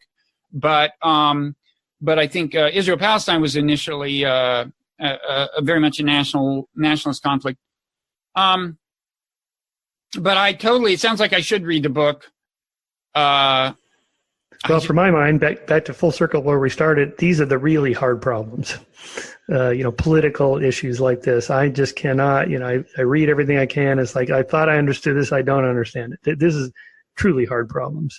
There's so many more variables. There are, but I think on balance, if you look back at America's recent interventions, you can make the case that most of them were a mistake. Yeah. Yeah. And I mean, I guess I would say this. If you just took off the board the ones where actually we were pretty clearly violating international law, certainly the Iraq invasion. Interestingly, the Afghanistan invasion I don't think was a violation of international law. It hasn't worked out all that well either. But so you would take away Iraq, you would still have Afghanistan. I think flooding Syria with weapons as we did, which Americans still don't appreciate, that Syria probably would have wound up as a brutally suppressed insurrection, which is unfortunate. I mean, Assad is a brutal guy. He would have killed innocent people, but many fewer than wound up dying. Mm-hmm. And we and our allies basically turned it into a full-scale civil war with many more deaths, many more refugees. Without those refugees, I personally doubt. ISIS probably doesn't have its resurgence. Trump probably doesn't get reelected. Anyway, if you go back and take off the board the most dubious in international law U.S. interventions, you do take away Kosovo, I think. And that, I don't know how you want to, that might not be all that consequential one way or the other. I think it's on balance a much better world. And as you noted, the one place where we failed to intervene was probably the strongest case, even under international law, intervention, which was Rwanda. Mm-hmm. By the way, the Bosnian intervention was solid under international law. Mm-hmm. I learned a lot from a book called The Internationalists about the sort of the history of where international law regarding war and conflict arose with the Paris Peace Treaty after the First World War, and in the 1927, the Kellogg-Briand Pact was signed, and that made going to war illegal unless you have, these certain criteria have to be met. Now, it's not that it never happens. Of course, it did with World War II, but it's in violation. It's illegal to do these things, and you have to justify it. And the UN set up a mechanism for authorizing war, the Security Council. Right. Yep. But they pointed out that if you look at the long run picture of history. It used to just be, I came, I saw, I conquered. And now you have to actually just come up and say, I came, I saw, I was just standing there minding my own business. And that guy did this thing to me. So I had to do this and this and this and this. And then I invaded. although even in the ancient world, people cited grievances. They cast themselves as liberators, and they cited grievances, and they did all that stuff. And that's why I think the bigger step is to actually recognize bodies of adjudication, just as in domestic law. We settle disputes with our neighbors through the courts, and not all the decisions are good, but it's just better outsourcing that stuff. Yeah, and having some bad decisions, then continuing to leave it in the hands of. They also have a pretty good database showing that economic sanctions do work much of the time, not all the time. Clearly, say North Korea or Russia, but they work better than conflicts. They're not as costly. Yeah. No. So this is like I think this is our longest ever. Okay. Recording. Well, all right. So this is, I guess we've gone Joe Rogan here. We have. That's right. We are now part of the intellectual dark web. I'm not sure I qualify. But it's interesting. I mean, I have somebody who works with me. He's the one who did the dialogue I did. His name's Nikita, and he lives in Russia. But he's making the case for. He's a big fan of the Joe Rogan. He thinks there's a lot of significance to this whole long form thing. Yeah, and the way it establishes bonds with an audience and all this stuff. It's fun if you got the time. Yep. Yeah, no, Joe's a great conversationalist. He, he's not trained in anything. He's just good at asking questions and talking to people. He's genuinely curious. He's genuinely curious. Yeah, there's an art to that. And Dave Rubin's also really good at this. Sam's a good dialogist. There's an art to it, and there's a place for it, obviously. So Sam's mad at me. He is? Why? Oh, the piece. You saw the piece I wrote for Wired. The tribe thing. Yeah. It did feel a little clickbaitish to me, like you were baiting him to.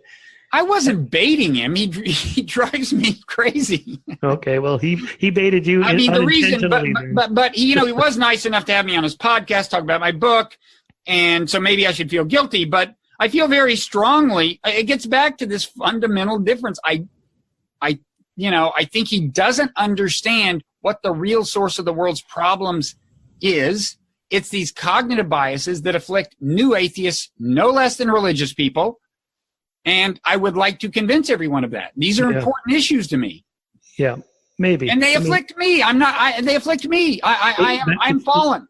It's good to remember that atheism isn't a thing.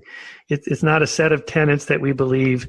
It's just lack of belief in God, full stop. Well, no, but if you want to say secular humanists that are left-leaning or this way, or secular or Enlightenment humanists that believe this or another way, that's different than the atheists. But the new atheists, I use the new atheists are a cohesive group of people who have certain things in common. I mean, you can argue about this because I think actually Dan Dennett, one of the original Four Horsemen, has less in common with the other three. Yeah. But there is, you could say broadly speaking. Do you mean politically or ideologically? What do you mean? I think politically and ideologically. They're all liberals. Dan, Sam, Richard. Yeah, but I don't think Dan on foreign policy, I think Dan would agree with, well, I don't know. That's the point. I don't know. Whereas Sam says like, look, terrorism, it's not about this, it's not about this, it's the religion. I don't think Dan believes that. But I don't know for sure. Yeah. But in any event, the point is, no, the new atheists, they're not just atheists, they're anti-theists because they believe religion is on balance a bad thing. I think they're wrong. Chris Hitchens believed that.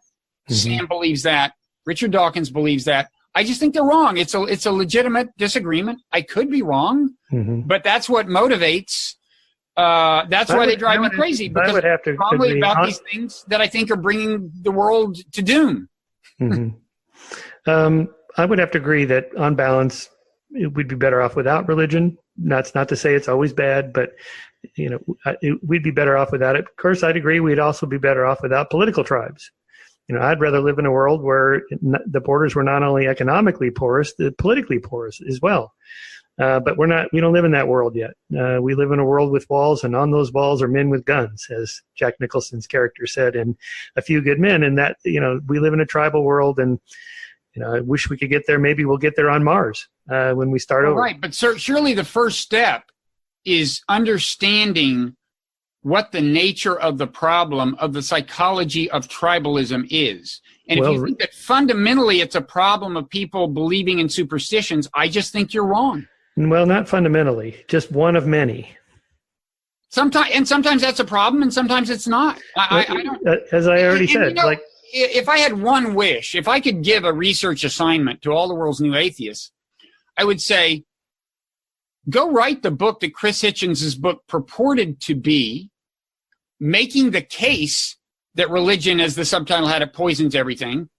But don't do a just embarrassingly sloppy job of it intellectually. Do a serious job. Do serious analysis. That book was horrible. I've done something like that in the Moral Arc, my chapter on religion. I do sort of acknowledge all the places where religion does good things. All from, you live longer and healthier lives, like you said, not drinking and smoking. Those, okay, fine. But it's not religion. Religion, again, is too big a category. Religion poisons everything. This is like saying the government is evil. That's too big a category. Which government agencies, which people in the pedophile priest, that's the problem. Not religion, but the pedophile priest.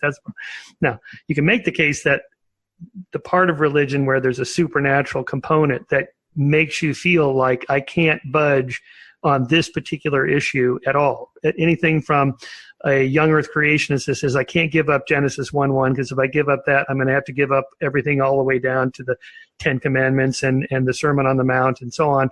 And therefore I have to draw the line in the sand. To terrorists or whatever. If we could remove that element, that would be good. Yeah, to get back to your the thing about the problem isn't pedophile priests. I mean, right. The problem is men being in positions of authority with a particular kind of access to young people that you also see in wrestling coaches and gym teachers, it turns out, right? That is the problem. Right. Yeah, that's right. Yeah, I take it. That's right. That's a good point. Drilling down even further, what's the problem? Right. Power asymmetries, access, no protections in place. Yeah. So, anyway, I'm supposed to call somebody in a few minutes, but okay. We can sign off. I'll be curious to see how people react to the long form. I mean, I'm asking at this point in the conversation, how do you feel about the long form? If no one says anything about it in the comments, it means nobody made it this far, and the answer is okay. Well, one of the things you do that I like for your show is you provide links to the different categories or topics that we cover. And that's super useful. I mean, like with the Joe Rogan podcast, I have to just kind of skip along to get to the parts I'm interested in. You have what you do that no one else does. Is really good. I don't know how much extra work that is. It is some work. We've done it from the beginning, and questions have been raised. I'm a defender of it, but it caught you. Oh, don't stop it. Don't drop it. That's the best thing about your show. Like with the Brian Greene one, I'm like, I got to see what Brian says about the multiverse. Click. Right. No, I like it. I mean, of course, it's true that more and more people listen on podcasts. But oddly, with certain podcast apps, if you're listening to the audio podcast of this show, it depends on the podcast app. But, the text that elaborates on our show in a podcast app is those topic titles you're alluding to.